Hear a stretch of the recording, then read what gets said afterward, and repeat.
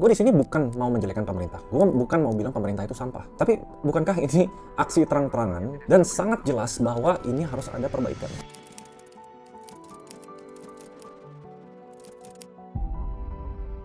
Shout out ke Ferry Irwandi di video yang ini menunjukkan bahwa kalau nggak ada belanja pemerintah yang jor-joran di tahun ini, sebenarnya ekonomi Indonesia itu salah satu yang terburuk dari beberapa tahun belakangan ini. So pertanyaan gini, Pak Purbaya dan Pak Prabowo di beberapa media belakangan ini bikin suara yang menurut gue sangat tidak layak sebagai representatif pemerintah.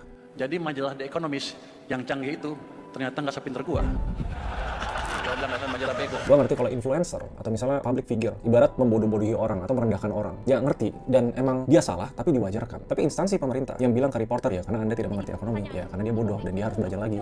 Itu karena Anda nggak ngerti ekonomi. Ya kalau Anda ngerti kan Anda jelaskan duluan. Kalau tim bisa di tempat Anda kuat, ternyata nggak kuat-kuat amat. Gitu. Belum lagi statement soal dolar nggak dipakai di orang desa. Rupiah begini, dolar begini, rakyat di desa nggak pakai dolar kok, ya kan? Rakyat kita tidak bermimpi untuk mengalami kehidupan yang kaya raya. Dan pembelaannya, iya presiden sebenarnya ngerti tentang efek dolar. Tapi ngomong itu kan buat figure aja, biar ada penenangnya. Harusnya dari jajaran pemerintah nih sadar ya, bahwa praktik ini borderline, bahkan menurut gue udah bukan borderline lagi, menyesatkan, atau bahasa Inggrisnya misleading, dan manipulasi narasi, atau cherry picking. Gue tahu video ini bakal kontroversial, dan gue nggak ada skrip, gue benar-benar pengen curhat aja di depan kamera, kita ngeliat rupiah makin melemah, ekonomi nggak membaik, dan masyarakat disodorin sama perkataan-perkataan yang menurut gue tidak pantas. Pertama gue mau ngejelasin konklusinya sedikit ya. Shout out ke Ferry Irwandi lagi, karena udah memberikan counterfaktual yang secara perhitungan sama secara ekonomi make sense, dan gue lempar ke 3 AI tools, semua yang bilang ya secara faktual ini benar. Dan statementnya seharusnya Indonesia di 2026 ini, di awal tahun kalau nggak ada belanja pemerintah yang jor-joran, nggak ada efek lebaran dan efek festif yang masyarakatnya belanja, kita tuh ada di era pertumbuhan ekonomi yang sangat amat buruk. Jadi statementnya Purbaya yang bilang ekonomi kita baik-baik aja, ekonomi kita sehat, itu tuh munculnya dari mana? Belum lagi ada beberapa narasi publik yang bilang dolar melemah itu bagus dan itu wajib. Kenapa? Soalnya ekspor kita makin kuat, kita cuannya makin gede. Yang seharusnya gitu, malah aneh kalau rupiah malah Oh gitu.